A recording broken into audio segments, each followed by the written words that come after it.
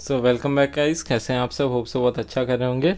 अभी तक हमने देख लिया है कैसे हम ट्रुथ टेबल बनाते हैं और बाकी सारी चीज़ें। फटाफट हम लोग आगे बढ़ते हैं और देखते हैं आज कुछ अलग कंसेप्ट्स।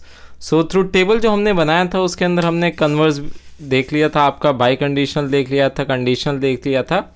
अब एक्चुअल में होता क्या है, इस कंडीशनल और बाई कंडीशनल के दो स्टेटमेंट बनते हैं। जैसे कन्वर्स क्या होता है, कन्वर्स के अंदर अगर हम लोग कहते हैं कि कंडीशनल स्टेटमेंट का आपको क्या कर देना है, कन्वर्स कर देना है, तो कन्वर्स के अंदर एक्चुअल में सिनेरियो क्या बनता है, the converse of conditional statement is determined by the interchanging the antecedent and the consequence. मतलब ए इज टू बी है तो इसका कन्वर्स क्या हो जाएगा, बी इज टू ए। आपको एंटीसेडेंट को बना देना है कॉन्सिक्वेंट और कॉन्सिक्वेंट को बना देना है एंटीसेडेंट। फॉर एग्जाम्पल P की वैल्यू आपकी आई am in I am Z है, Q की वैल्यू आई एम स्टडिंग है, तो P इनवर्स Q की P इम्प्लीकेशन Q की वैल्यू क्या हो जाएगी आपकी, if I am studying in, if और देन लगता था, ये हमने देखा था सेंटेंस के केस में। फाइन, तो if I am in I am Z then I am studying, तो इसका कन्वर्स क्या हो जाएगा, P इज टू Q का कन्वर्स हो जाएगा Q इज टू P, मतलब जस्ट ऑपोजिट हो जाएगा। तो अब देखते हैं आगे क्या बन के आएगा, if I am studying then I am in I am Z. Fine, इतना क्लियर हो गया। एक्चुअल में कन्वर्स पे क्या होता है, आपका एंटीसेडेंट जो होता है वो कन्वर्ट कर दिया जाता है किसमें, कॉन्सिक्वेंट में। फाइन, आगे देखेंगे इनवर्स। इनवर्स भी एक्चुअल में ही हमारा कंडीशन और बाई कंडीशन में यूज होता है। तो इसके अंदर देखिए अगर हम लोग ध्यान से, तो if the inverse of conditional statement is determined by the negating the antecedent and consequent of the given condition. क्या बोलते हैं इसके अंदर, ए इज टू बी है तो इसका इनवर्स क्या हो जाएगा, ए निगेशन इम्प्लीकेशन बी निगेशन। मतलब P की value if I am in I am Z है, Q की वैल्यू आई एम स्टडिंग है, तो P इज टू Q क्या बन जाएगा, P इम्प्लीकेशन Q क्या बन जाएगा आपका, if I am in I am Z then I am studying.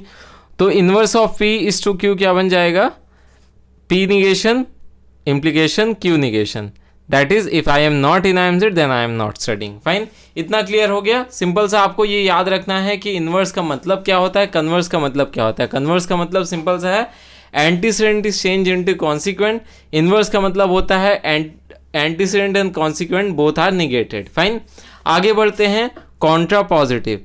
Contra positive भी एक्चुअल में आपका कंडीशनल और बाई कंडीशनल के लिए यूज किया जाता है।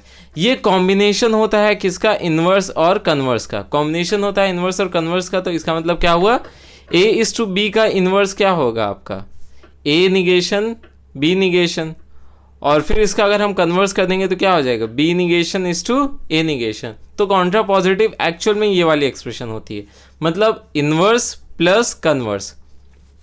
पढ़ते हैं डेफिनेशन क्या होती है, the contrapositive of conditional statement is determined by the interchanging the negation of antecedent and consequent of the given conditions. जैसे देखिए P की वैल्यू है I am in I am Z, Q की वैल्यू है I am studying, P is to Q क्या हो जाएगा, if I am in I am Z then I am studying. Contrapositive इसका क्या हो जाएगा, P इज टू Q का Q negation is to P negation, तो क्या हो जाएगा, if I am not studying, ये देखिए निगेशन आ गया और स्टडिंग क्या हो गया आपका, एंटीसीडेंट बन, जो आपका कॉन्सिक्वेंट था वो एंटीसीडेंट बन गया, then I am not in I am Z. Fine, इतना अच्छे से क्लियर हो गया। ये तीनों बहुत ही ज़्यादा इंपॉर्टेंट है, आपको पूछा जाता है बहुत बार एग्जाम में। सो इसको प्लीज़ ध्यान से देख लीजिए, आप इसको याद कर लीजिए अच्छे से।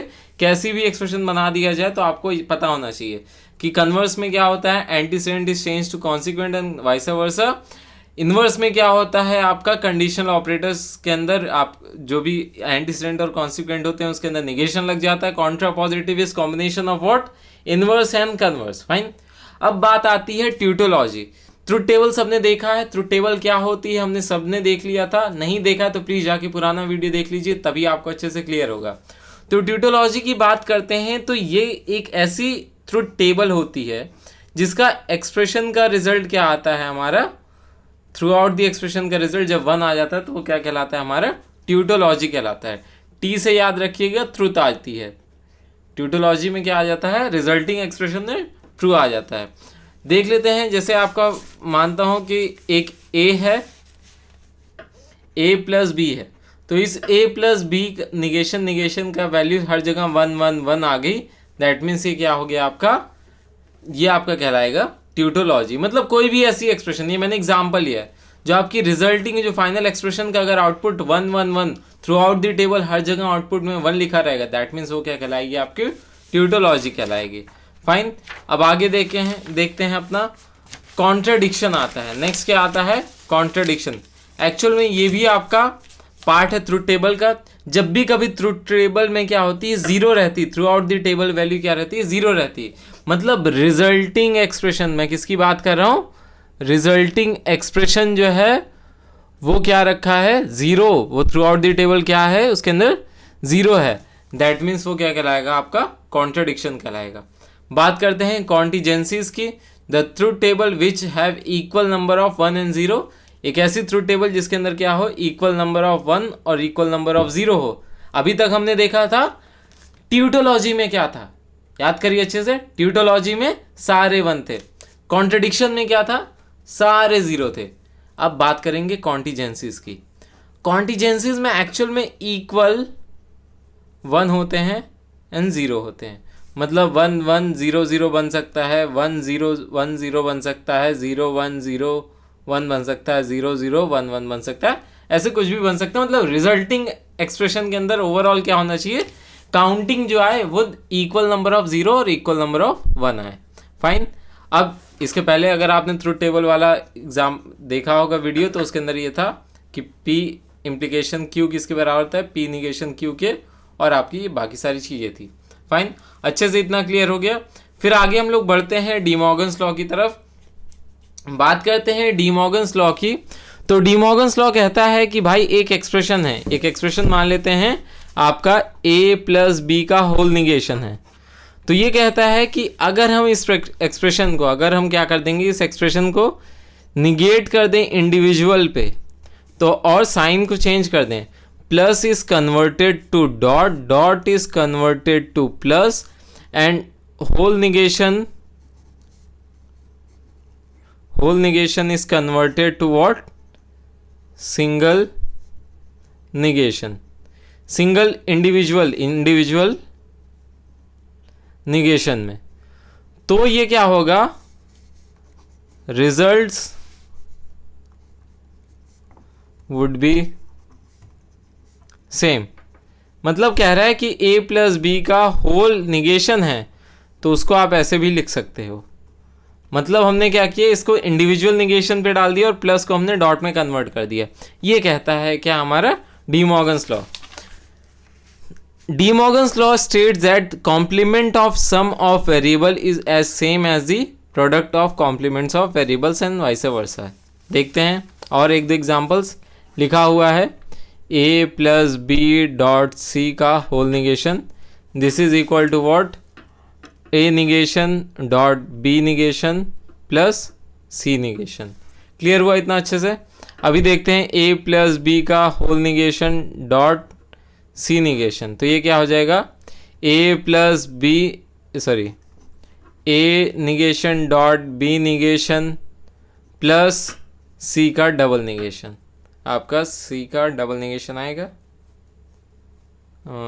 एक सेकेंड, यहाँ पे इंडिविजुअल निगेशन से इसको हमें कुछ इस तरीके से,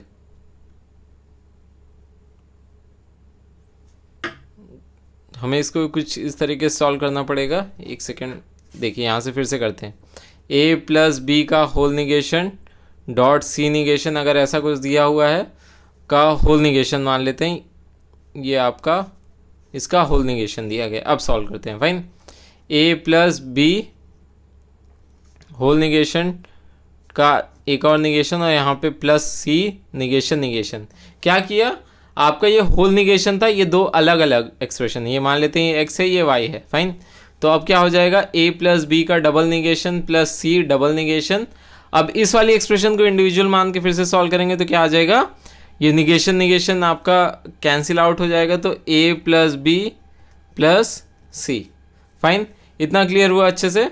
तो which is equal to what, a plus B का होल निगेशन डॉट सी। हमारा सिंपल सा काम ये था कि इस एक्सप्रेशन को हमने डिवाइड किया सबसे पहले इंडिविजुअल पे ये दोनों आके हट गए, फिर आफ्टर दैट जहाँ पे इंडिविजुअल निगेशन हटाने के बाद जहाँ पे डॉट था वहाँ पे हमने प्लस कर दिया। इसके अंदर बात आती क्यों नहीं किया, क्योंकि ऑलरेडी ये डबल निगेशन तो कैंसिल आउट हो गया। जब होल निगेशन नहीं है तो आपको डी मॉर्गन्स लॉ नहीं लगाना है। फाइन, इतना क्लियर हुआ अच्छे से। डी मॉर्गन्स लॉ मतलब कहाँ पे लगता है, जहाँ पे निगेशन की बात है। जब निगेशन हट गया है तो यहाँ पे डी मॉर्गन्स लॉ नहीं अप्लाई होगा। तो इतना अच्छे से समझ में आ गया। आगे बात करते हैं प्रिंसिपल ऑफ ड्यूअलिटी की। प्रिंसिपल ऑफ ड्यूअलिटी एक्चुअल में कहता है ड्यूअल फॉर्म, किसी भी एक्सप्रेशन का ड्यूअल फॉर्म में क्या होता है कि आपका जो प्लस होता है वो रिप्लेस कर दिया जाता है डॉट से, और 1 जो होता है वो रिप्लेस किया जाता है 0 से, and vice versa. Vice versa का मतलब क्या होता है कि एक्सचेंज कर देना, मतलब उसी का जस्ट ऑपोजिट। फाइन, तो ये बात आती है। तो ड्यूअल फॉर्म कहता है कि when plus is change to dot and 1 is change to 0, so the result will be the same in an. अब देखते हैं, if in an expression if plus is replace by dot और dot is replace by plus and 1 is replaced by 0 and 0 is replaced by 1, we get the same output. Fine, ये बात किसकी होगी, आपकी principle of duality की। आगे हम लोग समझते हैं लॉजिक गेट्स के बारे में। अभी इस वीडियो के लिए इतना ही। आप इसको अच्छे से प्रैक्टिस करिए। आप पुराने सारे वीडियोज जो आपने मिस किए हो प्लीज़ जाके एक बार देख लीजिए। फिर हम लोग नेक्स्ट में देखेंगे लॉजिक गेट और आपका universal gates. So fine, thank you.